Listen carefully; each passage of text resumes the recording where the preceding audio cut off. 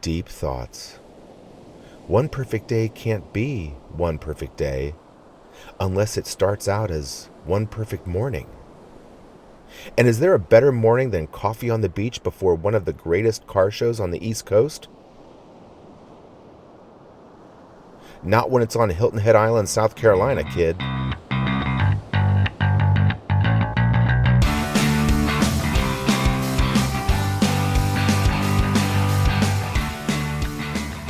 Ah, Hilton Head.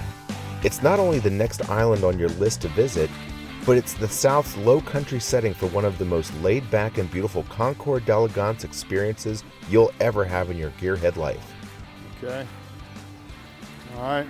Okay, what is all this going on here? We're getting ready for the sophisticated starting program. Oh hey, Dan, man, how you doing? I figured you guys might need an extra hand pushing. Is that what I heard? Exactly. All right. Exactly. Okay, I'm here to help. We're ready to go. I'm here to help. Go.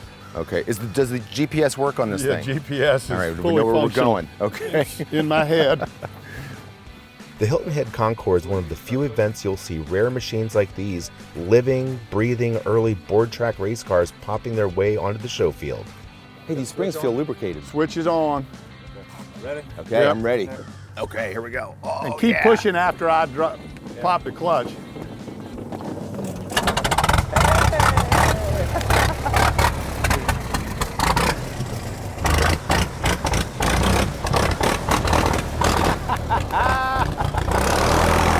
All right, Dan, hop in. Let's go for a spin. Foot right foot there? or Okay. there. All there right. we go. And then you just use the footboard right there. Look at that. But is there a better way to cruise the back roads of Hilton Head and onto the green grass of the Port Royal Golf Course than in the navigator's seat of a 100-year-old speedster with your new best friend? No, there isn't. Okay, All so right. we made it. We made it. We made it. here. We didn't break down. That's a win. No breakdowns, yeah, even without a fan blade. Even without a whole fan. Even without an entire fan, we made it. I cannot thank you enough, man. This has been an amazing ride. Now the problem is, like I was telling you earlier, now I'm gonna need one of these. Everybody who rides one says, I got to get one of these. But beyond such a rare collection of turn-of-the-last-century race cars with Savannah, Georgia racing history, what makes Hilton Head Island so special? Okay, so we're here at the Hilton Head Concours d'Elegance with Lindsay Harrell, and we've got Walker Dalton here as well. Now, Lindsay, you're responsible for everything here that I'm laying my eyes on, is that right? Well, not totally all me. I cannot take the credit. We've got a number of volunteers and a board of directors, but yes, I have the privilege of being the captain that leads the ship, let's say. And it's a really cool ship. And it's unique too because it's South Carolina, right? It's South Carolina, you're part of the low country here. It's the East Coast feel of the automotive culture. It's great. You get a huge diversity. You have your West Coast shows, which you have your Pebble Beach, and those are great. Right. But you get to explore the heritage and the motoring history, everything on the East Coast. Being 20 years, it's just great. There's a racing heritage in the area. It's awesome. Hilton Head Island is a really laid-back place. Yeah. And our event, yes, we've got these incredible, pristine cars here, but it's done in a very laid-back presentation. There's like some southern grace and hospitality that comes along with this, right? You can wear your shorts. The humidity Yeah. makes you wear your open-toe shoes. Your skin looks great. It's fantastic.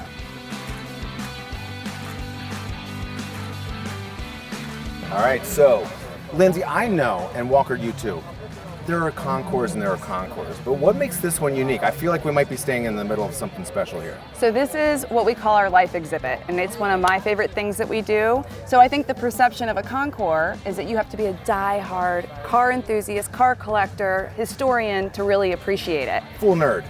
Definitely. Not here. We developed this exhibit about 12 years ago to encourage people to come see some things that they could relate to, whether they were a car nerd or not. So we created our life exhibit, and it's been everything from life on the farm, Life on the silver screen, Yeah. life, all these, and we've brought it all together to get a little bit of sliver of everything together. And you're right. You don't have to know what a Duesenberg is or what a pre-war, military car is or whatever. But here you can look and see. I know this car. I know this car from Back to the Future car, right? I know that. And these Everyone are cars can that aren't relate. judged on the concourse, so everybody can participate here and not have to worry about a clipboard or anything like that. It's just here to enjoy. Yeah. Everybody can take a look at these things. Everybody's very relatable. Yes. It's a lot of fun. Oh yeah, look at that. All right. Now, the thing about a time machine is getting in and out of it takes the most time, right? The DeLorean from Back to the Future? The Pacer from Wayne's World? I mean, Cousin Eddie's RV from Christmas Vacation? You'll get a taste of all of it all in one place. And because we asked nicely, we got the chance to relive one of our favorite car stereo moments. For me, for me.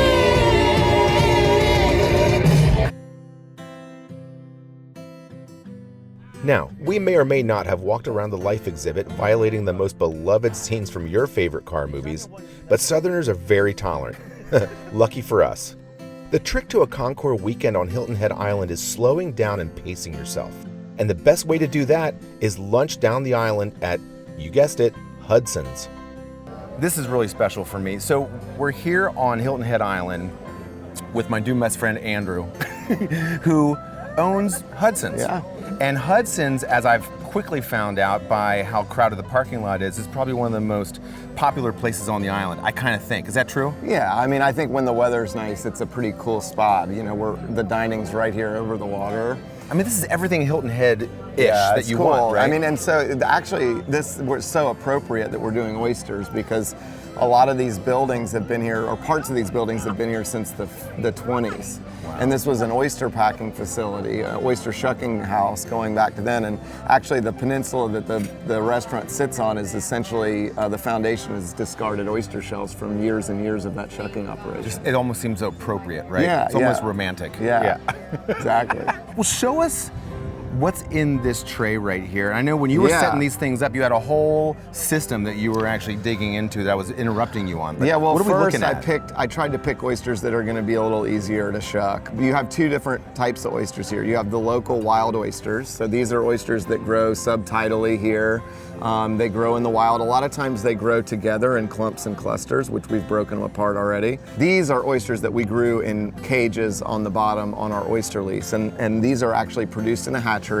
And then we put them out in the wild when they're about the size of my pinky nail. And then we nurture them and love them.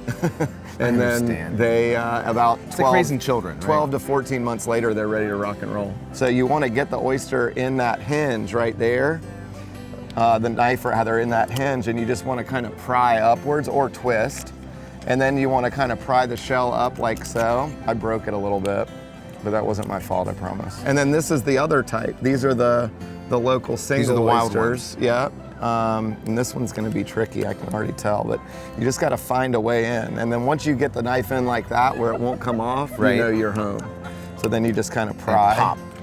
All right. That's going to be a good So one. just suck that down, Right, right? yeah. You liked it? I've never had anything like that before. Good, isn't it? Andrew, I really appreciate it, man. Oh man, it's my pleasure. Thank you It's so been so much. nice This has meeting been you guys, so and cool. thanks for Yeah. coming. We just love sharing the island with folks. So This is great. I don't know if we can ever do anything for you guys when you come back. Let us know. There's something special about the air and the water on Hilton Head, and get yourself a healthy dose of both on the waterfront at Hudson's. But get back to the Concours for another Southern tradition, afternoon drinks. Over the last 100 years, folks in these parts have mastered the tricks to beating the heat, and a proper sun hat, sundress, and expertly mixed cocktail around a giant chessboard seems to be a favorite. After you're properly refreshed, it's back to the greens of the Port Royal Golf Club and some of the most interesting cars of the Concours. A vintage Porsche 356 on snow skis? Only Renee Brinkerhoff could bring these exploits and race car of her Valkyrie racing team to Hilton Head, and we're lucky we ran into her before she was off on her next adventure. Antarctica. Was that the last continent you Yes, hit? Is that it what was. happened? Yeah. And this configuration, did you ever imagine you'd have this car of yours with these tracks underneath it or anything like that? No. I was adamant the car has to have tires.